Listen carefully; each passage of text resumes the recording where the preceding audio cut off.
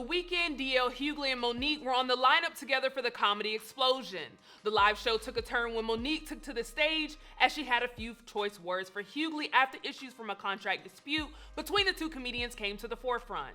According to Monique, she signed a contract that said she's the headliner of the show. However, when she got there, it was decided that Hughley was going to headline instead, despite what the contract stated. Monique even said that Hughley threatened to not perform if he wasn't the headliner.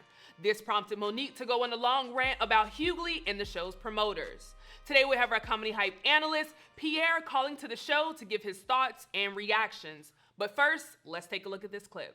Y'all don't understand I was ready to walk the up out of here, but I said I can't let the people down of motherfucking Detroit, because the promoter's as raggedy as a motherfucker. He said, bitch, I gave you everything you need to deal with these motherfucking goons. Steve Harvey, DL Hughley. See, I fucks with contracts. That's why niggas got a problem with me. Motherfucking contract said that a bitch is the headliner. The headliner. But a nigga named DL Hughley turned into a bitch and said, I won't perform if she does that.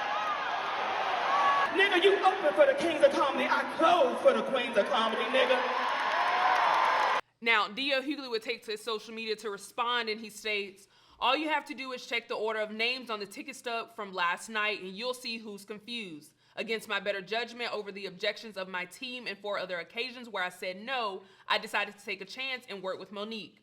Oprah was the problem. Tyler Perry was the problem. Charlamagne was the problem. Steve Harvey was the problem. Lee Daniels was the problem. Netflix was the problem. Now it's my turn.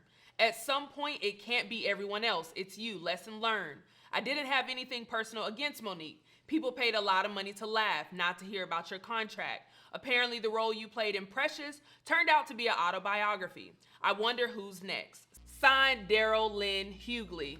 Now, Pierre, I want to get your thoughts on this entire thing, as it's been playing out. What are your thoughts and reactions to it? First of all, I'm looking for my co-hosts, but I guess they're not here. So I guess I got to take the damn thing myself. Woo! All right, here we go. It is what it is. I saw a lot of pain up there, a lot of pain and frustration. Did I detect any lies? It's her word against his word against hers. But I saw a lot of pain and frustration up on stage. It's just sad to see that, man. The two vets going at each other like this. And she felt that's the way she needed to express herself. We've seen it before with her. This ain't the first time. And she feels that's the way when get a point across, is the way she wants to go about it. And the crowd obviously was with it. So let me ask you this, Pierre, as an expert and, in your experience, to educate us, people that may have not been in a process like this, how does that work? How do you determine who headlines a show in situations, where there's multiple comedians, especially of that stature? How does that process work?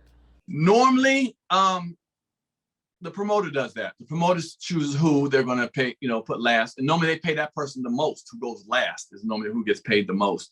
Your agent knows, especially at their level, they know what order they're going in. When they find out who's all on the show, they'll find out and say, okay, is DL headlining this thing or is Monique headlining it?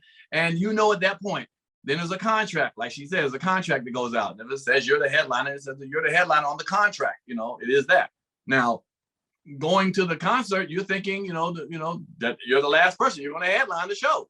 Now, whatever finagling can be done behind scenes, I don't know why it would be that at the last moment that she's claiming DL did. If he did that, then I don't know why he did that. If he's supposed to go on, before that, before her, I don't know.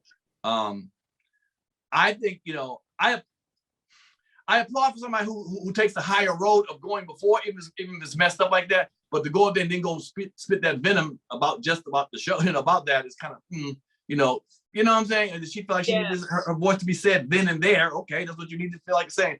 But she just felt like it was time to to read the riot act for the whole show and the promoters included, and she did that. Yeah, and I think even as she was talking, she was saying they told her to let it go, but that felt like the avenue for her. But let me ask you this: how does something like this happen? If you have that conversation beforehand with the promoters, with your agents, there's a contract sent out. How can something like this happen? promoters BSing back there, maybe. Okay, so I wasn't privy to the show, so I'm not in behind the scenes. I'm not in on that. I'm just speculating, like most people are who weren't in the behind the scenes. So my speculation is, maybe DL got there and figured he should have been the headliner. You don't understand. Maybe he thought his mindset, I thought I was getting paid the most in headlining. Maybe his contract didn't say that word. I don't know. And he felt, well, then I don't want to go on before her because I think I have a little more prestige than she does. Whatever the reason is, some people feel like going last is a more prestigious part. I feel like getting paid is the most prestigious part. Man, I'll go second to last. I don't give a damn, keep my money. But and came to her, and the promoter sided with him, changing his mind or thinking he wanted to go last and thinking he was going to go last, and told her, and she wasn't happy with it, and she decided, okay, I'm going to go before you, but I'm going to express myself, and that's what she did. Yeah, it's definitely good to, give us some of that insight, because I was always curious, how does that work? How does the promoter knows that. The promoter knows that. Well, just like you and a lot of other people, a lot of people are chiming in on this one. So I want to read a comment to you and kind of get your thoughts, because I think something that you mentioned as well as hearing from the audience. So I want to read a comment and then get your thought, pick your brain a little bit. So one user said, first or second, both of y'all are in y'all 50s. This is stupid and childish. It should have been handled differently and not in public or on social media. Black people do not have time to tear each other down. We need to lift each other up. The real Monique, you are just getting your career back on track. You don't need the bad press or distractions. Stay focused. I can't wait to see you back on TV again. Please work this out with D.L. Hughley. You guys can do more for our people than exchanges and insults back and forth. Now, you have some people that are, hey, I respect both ends, in this situation. But as we heard from the crowd, a lot of the crowd was egging it on or kind of cheering for it. From your perspective, what are your thoughts hearing that from the audience, as they're hearing this unfold in front of them kind of cheering for it, if you will? Right. It's amazing how we want to fight for each other. And if somebody white hurts us or whatever the case may be, we want to stand up and rally for it. But when it comes to us together as a unit, we seem to forget about that pride and all that, standing up for each other. I didn't really appreciate that the audience in Detroit cheering. Go ahead, girlfriend. That sounded more like reality show kind of stuff. You say it, girl. Tell what you want. Okay, I understand she's pain. She's in pain and she's mad. She's frustrated up there. But to egg it on and say, go ahead, girl, tell that shit real. What good did it serve? What good did it serve at the end of the day? Okay, she said what she said about him. That's two Black people that I've known for years. Now, me and DL are pretty good friends. We as a culture, we as Black people want to see each other succeed a lot of times. That's why it hurts when I see the negativity, people cheering that stuff on. So many people love Monique. There's so many people who love Monique and for very good reasons, and they don't like to see her going through this and this pain that she has. Now, if she wants to express it publicly like that all the time, then that's her choice and that's up to her, but it's not a good look. To me, at the end of the day, it's not a good look. Now, some people can get in the comments and say, I don't give a fuck, say what you want to say. Really? I don't see white comics going at each other like that, constantly yelling on stage. I don't know any white comics fighting each other like that at all. I just think it's just not a good look, and I wish there's another way that could be handled instead of like that, publicly. There's people I don't get along with, but you don't see me hollering and screaming on set. That's me. That's just me. I know I'm a sucker ass, coon ass nigga who's scared of everybody. I know that. I'm bad. But there's a way to handle certain things. You know what I'm saying? And I just think to see her up there in an energy that she's not happy with. She can say, I'm ready to tell the world what time. F everybody. That's fine, Monique. That's very fine. But it pains us to see you in that pain. At the end of the day, we don't want to see you in that. And people might be fucking with her. She might have a point about all the people she pointed out. They might be bothering her. Because trust me, just because they smile on TV don't mean they ain't backstabbing other people. Okay, I'm behind the closed doors. I see the stuff. I know what people happen, how people cut each other. So she has maybe a valid feeling the way she feels about these people that she goes against. But the way she's going about it, I mean, if you think that's the right way, if you want her fans that like that, doing that kind of stuff, well then she's feeding she's feeding what you want. I just wish she could take it another way, and both of them could take it another way, But here we are. We're on social media. At the end of the day, I really didn't want to do the show, to be honest with you. I just felt it was just too much pain in there between them two. But I felt like, somebody got to speak up and speak on it and some kind of put some levity to it. And I'm doing it. I'm taking the risk to go out here and speak on it. And that's okay. I'm built for this. So let me ask you this, Pierre, looking at it, especially in your experience over the years, how much do you think ego and sexism kind of plays into this? I don't really think it is really sexism at all. I just think DL Hughley thinks, it may be proof, I don't know the numbers, that he sells more tickets than she does, that he's more popular on the comedy circuit than she is, sells more tickets, and he feels that's why he wants to go last. She feels like she might have a bigger body of work or a stronger body of work than he does. But I don't think sexism, if you want to call it ego, well, I mean, the numbers don't lie. Look what he pulls in as far as audience members on his comedy shows. Look what she pulls in. And then you can add it up, and then there you can see it. So I don't necessarily think it's ego or sexism. There's numbers. There's numbers to go by, and that's what it is. Yeah, and I think it never works. It never works out when the family feuds. It sucks to see this play out as I'm watching it. Two greats, two people that I love and respect and appreciate their art. It never, feels good. But from your perspective, just as solution based, how do you think, this can be resolved moving forward? What do you see, or what would you want to see?